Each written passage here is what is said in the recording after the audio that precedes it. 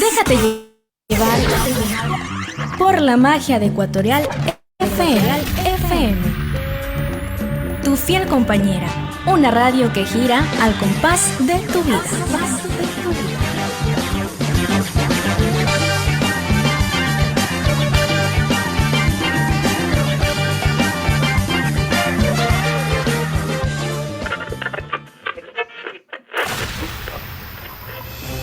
Hola, soy Cristian Salinas. Te invito este y todos los lunes a las 9 de la mañana al programa Argumentos.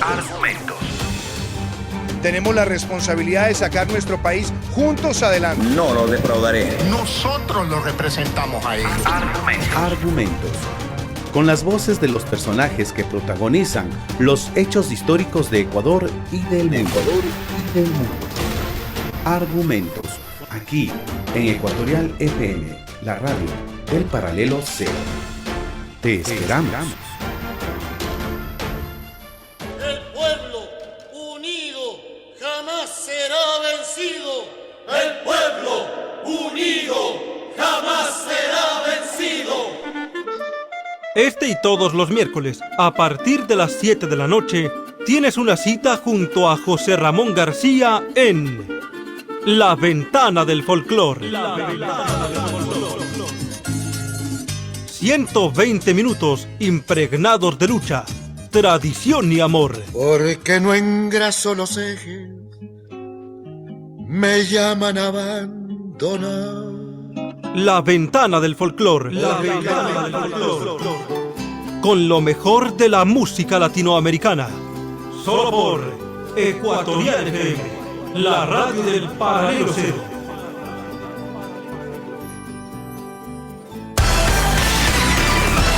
El siguiente programa es responsabilidad de sus productores. Ecuatorial FM no se responsabiliza por las opiniones vertidas por sus conductores o invitados.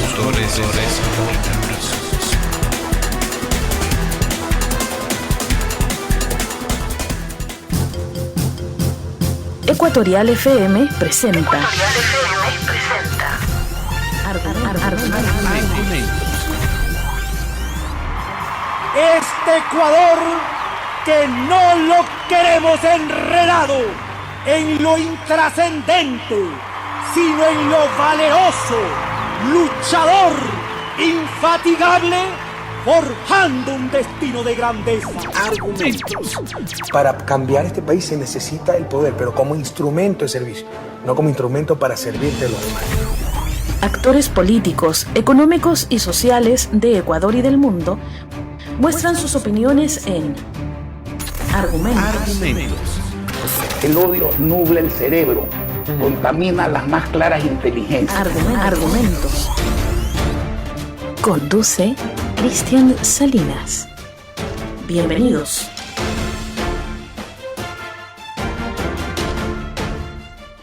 Hola, ¿qué tal? Muy buenos días, muy buenas tardes, amigos, amigas, internautas que nos ven y nos escuchan a lo largo de Ecuador y del mundo. Una vez más, agradecerles por su sintonía y compañía del programa Argumentos.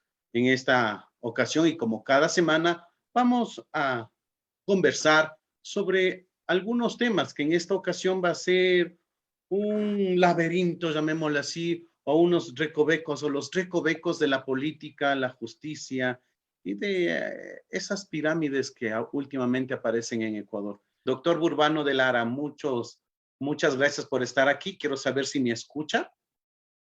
Cristian, gracias por la invitación. ¿Me escuchan bien ustedes? Sí, bueno, ahorita se entrecortó un poco. Espero que no se entrecorte más.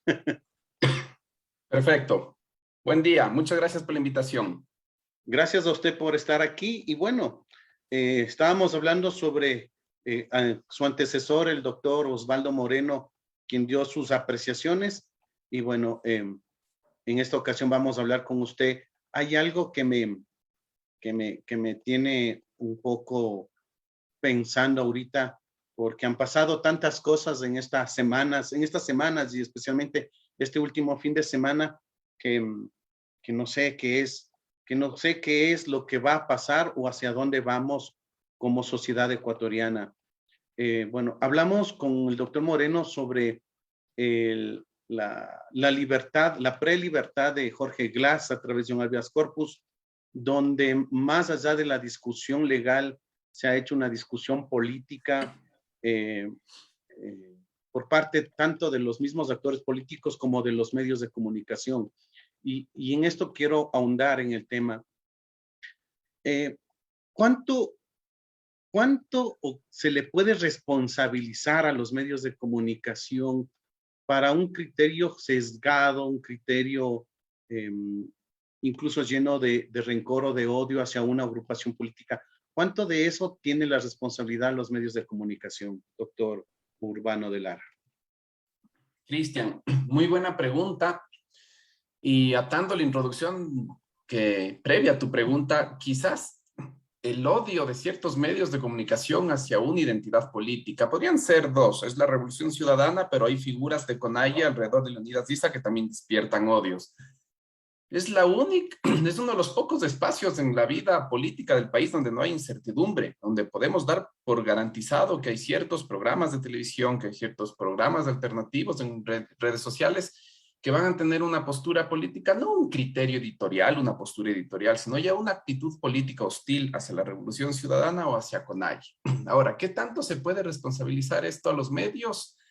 Yo comparto la lectura histórica que hace poco yo les estaba escuchando, estuvo súper interesante la entrevista con Osvaldo, y yo comparto la lectura histórica en la historia reciente, cuando Osvaldo dice que ante una crisis del sistema de partidos, un déficit en la capacidad de representar de los partidos políticos del centro y de la derecha, las posturas y las tesis del centro y la derecha, fueron los medios de comunicación los que tuvieron que protagonizar ese rol, más que comunicacional, más que periodístico, político. ¿Político de qué? De representar. ¿Y de representar qué? Posturas políticas. Creo que eso es cierto, pero creo que no agota la explicación. Dicho esto, los medios de comunicación han sido siempre actores claves de la política del Ecuador. No se puede comentar la crisis del feriado bancario sin comentar la disputa entre los medios de comunicación regionalizados, que unos respondían a ciertos capitales bancarios de la costa, otros a ciertos capitales financieros de la sierra, y la producción de la información explicaba esa disputa. Entonces yo más bien lo que diría es que los medios, desde el retorno a la democracia hasta nuestros días, se dieron cuenta que el encuadre que tienen al producir las noticias, los sesgos que producen al informar, son capitalizables políticamente. Y creo que los medios son tan conscientes de hasta qué punto pueden capitalizar sus sesgos políticos, sus posturas políticas. El ex gerente general del Teleamazonas es embajador en Reino Unido. Hay familiares del Universo que también está ocupando espacios consulares. Entonces, a lo que voy, durante el gobierno de Lenín Moreno, tuvimos un vicepresidente que era dueño de una radio, tuvimos un ministro de gobierno que era dueño de un periódico, uno de los asesores de mayor confianza del vicepresidente dirigió la SENAIN, el Ministerio de Transporte y Obras Públicas también estaba en manos de un medio de comunicación. Es decir, yo creo que los medios de comunicación saben que hacer ese juego es una estrategia política para tener también capital político y capital gubernamental, y lo han sabido aprovechar. Entonces, creo que no hay inocencia, lo que creo es que hay un fuerte realismo y una fuerte lucha y una fuerte disputa por sus intereses particulares. Doctor Agustín Urbano de Lara, reciba un saludo por parte de su servidor Juan Carlos Figueroa, pues igualmente agradeciendo que usted nos haya justamente aceptado esta entrevista para discutir estos temas que sí, lamentablemente preocupan. Yo inclusive a Cristian, mi compañero, le sugerí su nombre por un motivo para esta entrevista. Yo vi un hilo de tweets en su cuenta que justamente se refería a esta problemática y más que todo ya lo que está sucediendo con los medios de comunicación y cómo se está amplificando ese odio hacia ese 30% de personas que creen en el correísmo. Ojo, no es que estamos defendiendo el correísmo, pero sí nos está preocupando desde estos espacios que se esté generando un odio a ese 30% y se está creando un mensaje como que ese 30% de personas no tienen derechos. Por poco, no nos sorprendamos que de aquí en adelante pidan campos de tortura, campos de concentración. Así se inicia, doctor Urbano. Muy buenos días nuevamente. Juan Carlos, sí, yo comparto ese miedo, comparto ese susto, tengo ese temor por la democracia porque cualquier persona demócrata, cualquier postura política que sea la que adscriba, tiene que reconocer un principio de realidad. Y ese principio de realidad es que, primero, la Revolución Ciudadana es la primera identidad política de este país, es la primera minoría política de este país, es la mayor fuerza en la Asamblea Nacional.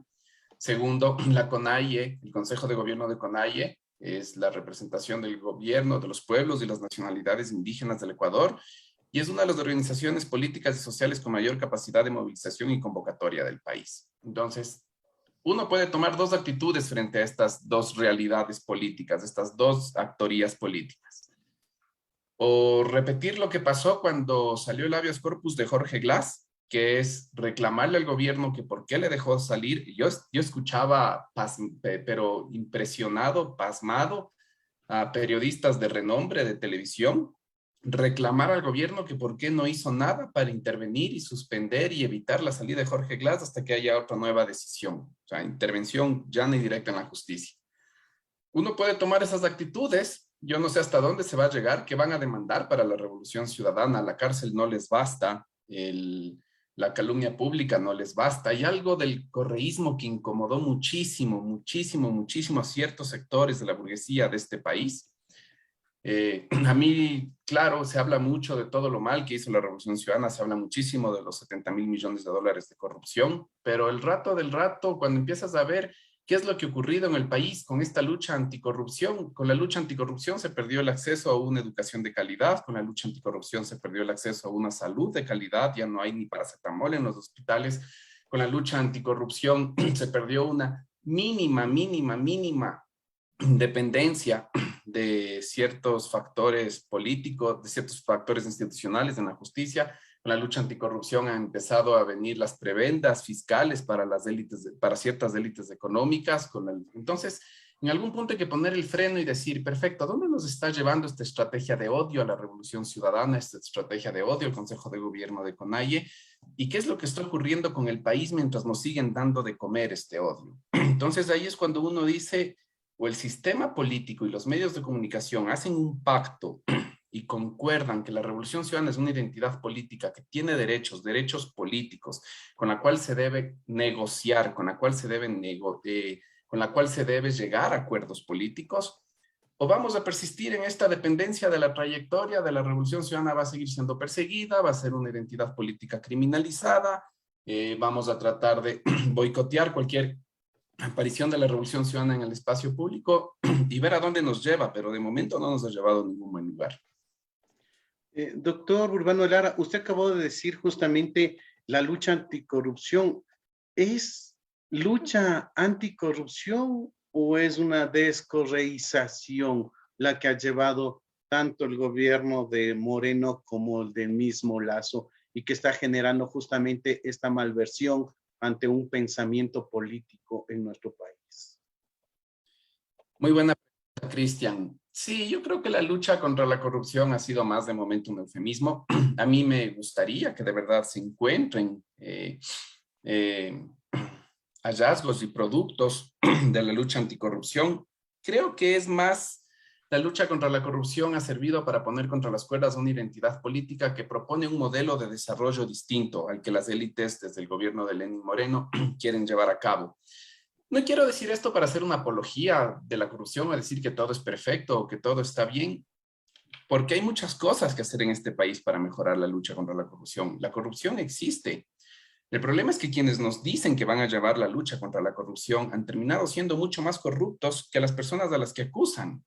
Hasta el punto de que Ecuador llegó a ser el segundo peor país del mundo en gestionar la pandemia, el segundo peor país del mundo con exceso de muertes cada 100.000 habitantes, justamente por corrupción, porque fue el gobierno de Lenín Moreno el que repartió los hospitales. Si es que repartes las direcciones administrativas de los hospitales, las gerencias de los hospitales, te llega una pandemia y el personal que tienes de ahí gerenciando, dirigiendo, no tiene experiencia en adquisición de medicinas, llega la pandemia y se nos muere la gente, se murió la gente. Las imágenes de Guayaquil, imágenes que no vimos de Machala, que eran muy similares, la gente se moría en las calles.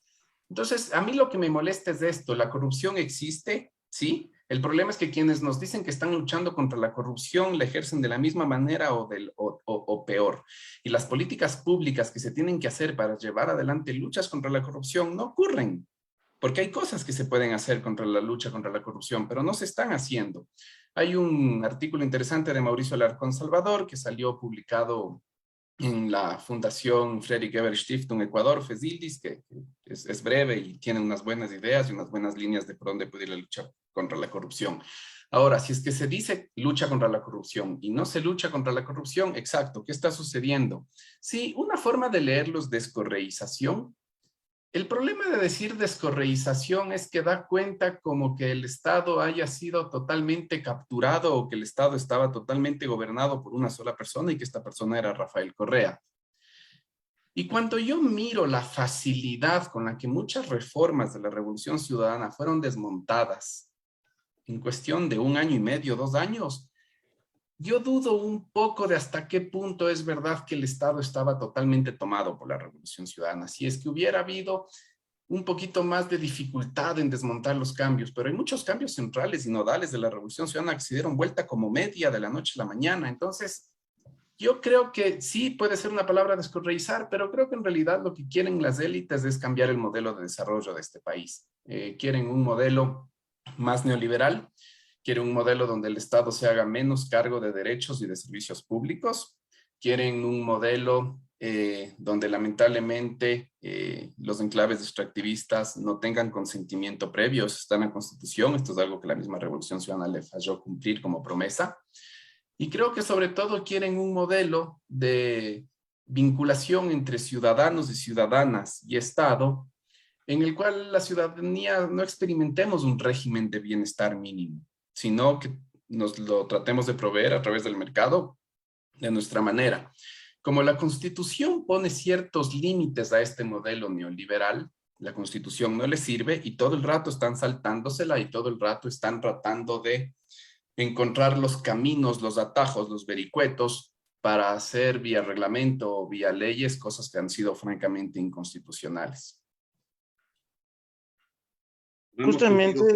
Justamente, doctor, para ir con el hilo de este razonamiento que nos acaba de mencionar, este modelo, este cambio de modelo que justamente está se está promoviendo desde el gobierno de Lenín Moreno, porque hay que decirlo así, desde el gobierno de Lenín Moreno, y se lo está concluyendo con el gobierno de Guillermo Lasso.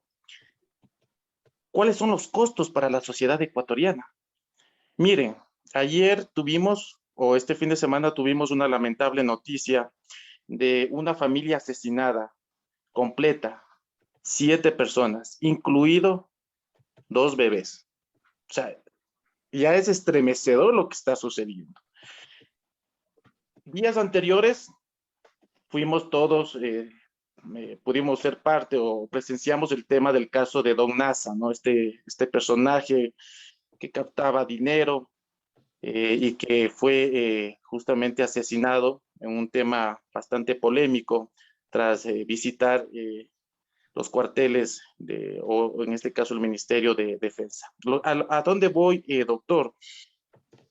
Se está normalizando la violencia, se está normalizando este tipo de hechos. Estamos viviendo en una suerte de esquizofrenia política o una sociedad esquizofrénica en el país. Muy buena pregunta. No sé si es que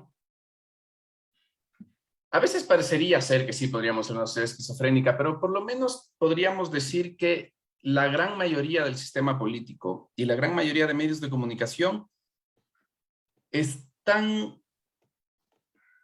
con otra construcción de la realidad. Es decir, en las ciudadanías se nota y se nota muchísimo que ha aumentado la pobreza y la pobreza extrema. Se nota y se nota muchísimo que hay 2 tipos de violencia que han aumentado. Primero ha aumentado la violencia interpersonal, asaltos, robos, ha aumentado, y después ha aumentado los homicidios, ¿ya? Lo primero se podría explicar un poquito más porque estamos viviendo una economía del desastre. Las políticas públicas de austeridad de los últimos 5 años han sido una verdadera política económica del desastre y lo que se expresa en robos, en hurtos, en las distintas ciudades del país son el producto y la reacción de algunos sectores frente a esa economía del desastre.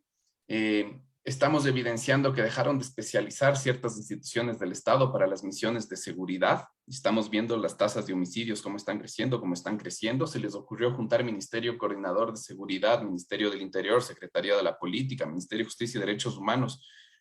4 ministerios en un solo ministerio. Yo no sé con qué cabeza, con qué criterio. Entonces, estos son los costos. Los costos son que tenemos más hermanos y más hermanas ecuatorianas migrando al extranjero. Hay nuevamente un boom. El Ecuador se ha sostenido por las remesas. Estuvimos en un año récord dentro de los últimos años de recepción de remesas de parte de migrantes. Entonces, estamos en un proceso de precarización del trabajo. Nos hablan de que flexibilizando el trabajo lo que se va a lograr es aumentar el empleo formal, cuando la aplicación de la Ley Orgánica de Apoyo Humanitario lo único que ha demostrado es que ha trasladado poblaciones de empleo formal hacia el empleo formal precarizado. No es que ha aumentado el trabajo, sino que ha precarizado el trabajo de los que ya tienen trabajo formal. Entonces, estas son las consecuencias, lamentablemente. Estamos viviendo un país con una economía del desastre y estamos viviendo un país en una economía del desastre porque lamentablemente las élites políticas, las élites económicas que nos están gobernando, no sienten su destino atado a esta tierra. Es decir, si tú le preguntas, no sé, si tú le preguntas al presidente Guillermo Lasso dónde tiene su fortuna, no la tiene en Ecuador, la tiene afuera. ¿Y por qué la tiene afuera? Porque su destino, su futuro no se juega en este país. Uno tiene la plata donde tiene su patria, donde tiene su destino, y si tienes la plata afuera es porque no te importa lo que va a pasar aquí, es porque no tienes un proyecto político para hacer de este país a tu imagen y semejanza. No hay proyectos civilizatorios si queremos ponerlos en términos históricos y sociales. Lo que hay son mecanismos de ciertas élites políticas y económicas que tratan de extraer la mayor cantidad de valor de estas tierras y sacarlas afuera. Les preocupa más el metro cuadrado en Panamá, les preocupa más cuánto está el metro cuadrado, los movimientos de la plusvalía en Miami, pero no hay un proyecto a largo plazo para este país. Entonces, es triste porque desde este análisis, en los últimos 40 años, en los últimos 50 años, hay solo 2 gobiernos que han demostrado tener un proyecto nacional. Imperfectos, criticables, con errores, pero también con muchos aciertos. Uno fue la dictadura nacionalista revolucionaria de Guillermo Rodríguez Lara y el otro es el proyecto político de la Revolución Ciudadana. No ha habido otros proyectos políticos en el retorno a la democracia en el país o desde la última dictadura que hayan tenido de verdad un proyecto nacional. Y eso es lo que a mí me aterra, porque si estamos gobernados por élites políticas y económicas que no tienen proyecto nacional, que piensan más en la acumulación de sus activos, de sus patrimonios en el extranjero que acá, el que nos depara es triste. Disculpe que le interrumpa, justamente eso quería preguntarle. Bueno, hablan de un cambio de modelo, hablan de un cambio de perspectiva, de un giro del rol del Estado frente a la sociedad, frente a la empresa. Ese giro se comenzó o se inició en el gobierno de Moreno y se lo continúa supuestamente con Guillermo Lasso. Pero ¿existe ese modelo? ¿Existe ese giro? Porque yo tengo la impresión que no tienen horizonte. O sea, gobiernan por la coyuntura, por las circunstancias, bajo la opinión pública de las redes sociales, y toman decisiones en función de eso. O sea, no, yo no encuentro un proyecto, un horizonte de estas organizaciones políticas o de estas personas que actualmente nos gobiernan. No lo encuentro. Puedo estar equivocado. O ese caos es el modelo que ellos están llevando adelante. Porque claro, puede ser que eso, justamente el caos económico, el caos social que estamos actualmente sintiendo, puede ser parte del cambio de modelo, ¿no? No lo sé, ¿qué dice usted? No estás equivocado, Cristian. Lo que pasa es que no es un modelo para nosotros. Ellos tienen un modelo. Ellos saben qué es lo que quieren hacer. Ellos quieren flexibilizar el trabajo. Ellos quieren bajar la participación del Estado en las regalías mineras, quieren bajar la participación del Estado en las regalías petroleras, en la participación petrolera. Ellos quieren bajar el impuesto de salida de divisas. Ellos quieren más tratados de libre comercio con otras partes del mundo. Ellos quieren que se pueda repatriar sus propios capitales del extranjero sin pagar penalizaciones por haberlos sacado sin declarar, sin haber declarado impuestos. Ellos saben lo que quieren, ellos tienen un proyecto. El problema es que es un proyecto para ellos. Para nosotros es una falta de modelo, o es un modelo fracasado porque no funciona para nosotros, no funciona para nosotras, no funciona para el maestro del magisterio público, no funciona para las enfermeras de los hospitales públicos, no funciona para las personas que les dijeron héroes durante el COVID y estuvieron exponiendo su vida y luego los despidieron, no funciona para el paciente que se va al IES y trata de tener una atención de calidad y de calidez. No funciona para el estudiante que antes podía optar por una beca para estudiar en el extranjero, no funciona para quien le prometieron más en la universidad pública y en la realidad se redujeron, no funciona para las colectivas y las organizaciones feministas a quienes les ofrecieron que el gobierno había cambiado y que iba a tener otra postura respecto a sus derechos, pero no funciona para nosotras y nosotros, pero para las élites les está funcionando de maravilla. Y ellos saben qué es y ellos tienen un pleno acuerdo de qué es lo que van a hacer. El problema es que ellos no quieren. Ellos están viendo por sus intereses en el mediano plazo y en el cortísimo plazo. No están viendo por el bien común. No estamos siendo gobernados por un proyecto político que tiene interés en el bien común. El problema de que esté al frente del Ejecutivo un banquero no es solo el estigma de que es banquero, de que fue parte de los gobiernos que fabricaron el feriado bancario porque fue parte, sino que a un actor económico ya con tanto peso en la organización de la vida cotidiana nacional, como es el dueño del segundo banco más grande del país, darle el Ejecutivo es darle muchísimo poder, darle a la banca, el gobierno es darle muchísimo poder. Y creo que estamos viviendo las consecuencias de eso. Entonces, sí, para nosotros no tienen modelo porque su modelo no es para nosotros. Su modelo es solo para ellos. Y tendríamos que dar cuenta del banco $10 millones para que nos empiece a funcionar este modelo para nosotros. Agustín, este modelo que es obviamente dirigido justamente para las élites económicas y políticas de nuestro país, pero este modelo no peligra al generarse un olvido social y este olvido social puede desembocar en un estallido que al final del día también les va a perjudicar a ellos. ¿No hay ese criterio o no les importa? ¿Cómo se lo puede entender eso? Chuta, yo aquí voy a decir algo polémico que no había dicho en público antes.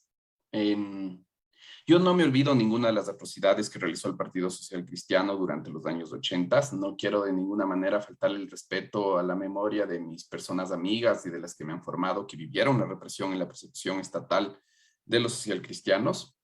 Pero yo sí creo que en el retorno a la democracia hubo un aprendizaje del Partido Social Cristiano de la importancia de hacer política pública y de la importancia de hacer redistribución social a través del Estado. Cuando uno analiza mínimamente las políticas del Partido Social Cristiano en el municipio de Guayaquil, ve que hay ciertas cositas que el Partido Social Cristiano sí sostiene para hacerle sostenible su modelo.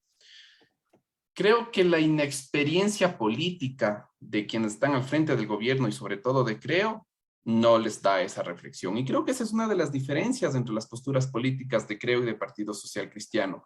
Yo sí creo que al Partido Social Cristiano, y lo ha demostrado en algunos anuncios, le preocupa la insostenibilidad política, la insostenibilidad popular, la falta de legitimidad que el plan de gobierno de Guillermo Lasso está generando. Y ahí sí veo esa diferencia. Creo que el gobierno no lo ve. Creo que Ecuador Libre, creo que los cuadros de la democracia popular, la gente de Creo no son conscientes de la necesidad de la política pública para sostener, para legitimar su propio modelo. Ellos al mediano plazo le están metiendo un palo en la rueda, sí. Creo que el Partido Social Cristiano es consciente de esto y es uno de los... Creo que el Partido Social Cristiano, mira, el Partido Social Cristiano y Creo en las votaciones fundamentales han votado igualitos. En las cosas que realmente les importan, han votado igualitos. Ley de inversiones votaron igual, en las amnistías votaron igual. ¿Qué es lo que sucede? Yo sí creo que el Partido Social Cristiano es consciente de la torpeza en cómo está llevando. Y que apunta a lo que tú me mencionaste justo en la pregunta. ¿Es sostenible? ¿Es insostenible? Yo creo que ahí les falta experticia política. Doctor, hemos hablado de un sinnúmero de cosas, hemos hecho análisis y justamente se ha llegado a este tema de que hay un cambio de modelo que está trayendo graves costos sociales a la sociedad ecuatoriana, ¿no? Asesinatos, desempleo, pirámides involucradas con el sector de la policía, con el sector de los militares, un escándalo que se tapa luego con otro escándalo. Es decir, estamos viviendo un caos. ¿Hay soluciones? ¿Hay una luz al final del túnel? ¿Qué se debe hacer justamente para empezar un poco a tener una esperanza de poder construir un Ecuador y no hundirnos, ¿no? Entonces, cabría ya esta pregunta, ¿hay soluciones? Sí, hay soluciones, pero a veces creo que no nos estamos dando cuenta de la importancia de los derechos políticos en una democracia.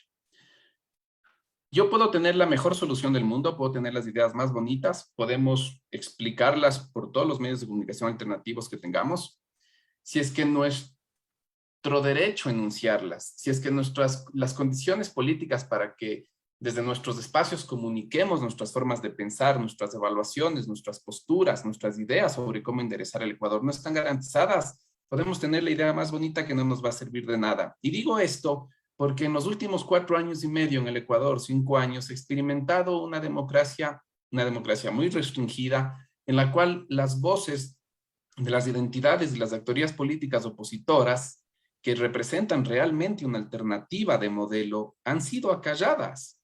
Cuando una persona, una actoría política con trascendencia, con capacidad de irradiar sus sentidos en distintos lugares de las poblaciones, salen en un medio de comunicación, comunican una idea alterna, inmediatamente es tachado de terrorista, es tachado de subversivo, es tachado de desestabilizador o desestabilizadora, le caen la Contraloría General del Estado, la Fiscalía General del Estado, el Tribunal Contencioso Electoral hace maromas para demorar tu inscripción en las candidaturas, Cancillería, Ministerio de Gobierno, Ministerio del Interior piden a Interpol que te capturen. Es decir, podemos tener las ideas más bonitas, pero si es que desde todas las fuerzas políticas que procuran una alternativa al gobierno de Lazo, no hay un consenso por defender el derecho a la legítima defensa, los derechos políticos a hacer oposición, no defienden el derecho a la presunción de inocencia, no defienden que una persona tiene que ser condenada y condenada solamente mediante pruebas, no nos van a servir de nada las propuestas. Tenemos que defender nuestras condiciones de defensa, de enunciación de nuestras ideas, tenemos que defender nuestros derechos de ser oposición política y de ser tratados democráticamente en nuestro ejercicio de la oposición, porque lamentablemente eso es lo que está pasando. En este país se está judicializando y se está persiguiendo a la oposición política.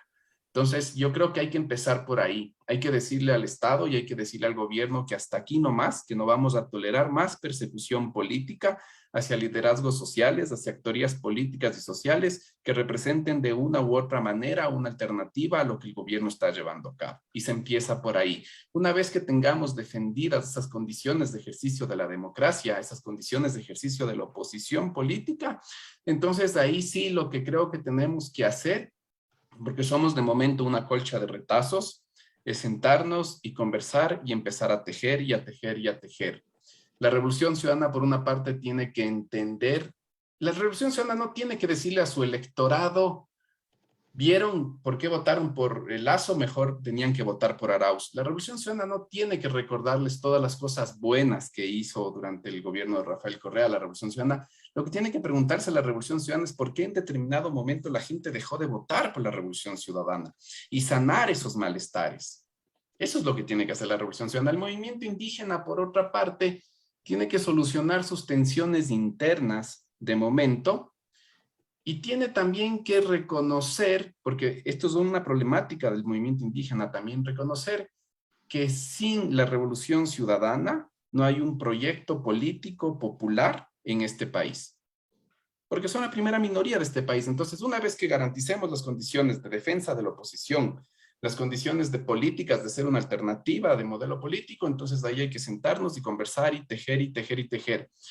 Ejercer mucha pedagogía de la escucha. El movimiento social más organizado de los últimos años a nivel urbano han sido los feminismos, los grupos de mujeres, y yo no he visto que ninguna identidad política de verdad les haya parado oído seriamente a lo que están planteando los movimientos de mujeres, los colectivos feministas en términos de justicia de género. Aquí hay que escuchar. La receta es la misma de siempre, la política no se no sé, la receta de la política es antigua, es unir demandas, escucharnos, integrarnos, asegurarnos que en mi postura política va a estar defendida tu demanda y tu postura política, y que en tu postura política va a estar preservada mi postura y mi demanda política. Y con eso se va a poder volver a disputar un poquito esta democracia que de momento nos está dejando un saldo bien trágico. Agustín, antes de nada, agradeciéndole por su participación y su presencia en el programa Argumentos. Y para concluir con esta pregunta, ¿tenemos democracia? Cristian, sí, tenemos democracia, pero para mí lo que vive Ecuador hace mucho tiempo es una democracia restringida. En Ecuador no ha habido libertad de competencia de las identidades políticas. La Revolución Ciudadana no compitió en igualdad de condiciones. Y no solo eso, sino que Guillermo Lasso llega a la presidencia gracias a la intervención de las instituciones de justicia en el sistema electoral. Para agosto del 2020, no, agosto del 2000, sí, para agosto del 2000, no, en agosto del 2020, sí, agosto del 2020, sí. La identidad política de la derecha, mejor posicionada, con mejor imagen y mayor intención de voto, no era Guillermo Lasso, era Otto Sonnenholzner. Viendo eso, empezó todo el caso de la venta de insumos médicos de los israelitas, de que había alguien de la Policía de Tránsito asignado a la Guardia Vicepresidencial, que estaba acompañando a los israelitas, y María Paula Roma empujó eso hasta que Otto Sonnenholzner se bajó la candidatura. Es gracias a ese descenso de Otto Sonnenholzner, ese paso al costado, que Guillermo Lasso pudo ser candidato. Luego, otro candidato que pateaba el tablero era Álvaro Noboa. No lo dejaron inscribirse. A la Revolución Ciudadana le tuvieron por más de 5 meses demorando su proceso de inscripción. La Revolución Ciudadana inscribió la candidatura ya a finales de diciembre. Era tarde, sacó un RUC tarde, tuvo que levantar fondos de campaña de la noche a la mañana de forma tardía. No tuvo una campaña electoral en la mejor de las condiciones. Y te digo todo esto porque esto da cuenta que vivimos una democracia restringida. No podemos decir que Ecuador es una democracia sana, es una democracia muy restringida y cada vez se va restringiendo más. Y eso es lo que tenemos que defender en este momento. Ok, hemos dialogado con Agustín Burbano de Lara, consultor político. Hemos hablado un poco justamente de la coyuntura política y judicial de nuestro país. Gracias, Agustín, por su participación. Y Juan Carlos, de pronto, ¿algo más que tengas tú? No, simplemente me quedo con lo último que es importante, ¿no? Empezar a poner un freno por parte de todas las agrupaciones políticas que son opositores a lo que está realizando la gestión del presidente Guillermo Lasso, y empezar a decir, pues, nuestros derechos, nuestras opiniones, nuestras ideas también son válidas. Nosotros también tenemos derecho a construir un país y que tenemos derecho a que nuestras ideas sean justamente escuchadas y sean validadas. Entonces yo creo que me quedo con este último, me parece que es importante y es por donde justamente se debe iniciar. Por lo demás, Agustín, nuevamente extenderle para una próxima ocasión otra invitación, pues estos tipos de diálogos son importantes para poder construir justamente la democracia. Le quedo muy agradecido y pues a todos nuestros internautas también desearles un excelente inicio de semana. Cristian, así es. Muchísimas gracias. Internautas y cibernautas, recuerden que esta entrevista y todas las entrevistas lo pueden encontrar en el canal de YouTube de Ecuatorial FM y también en Facebook Live. Ha sido un gusto para mí y Juan Carlos estar junto a ustedes y nos encontraremos la próxima semana con más argumentos. Un fuerte abrazo y excelente semana. Ecuatorial FM presentó.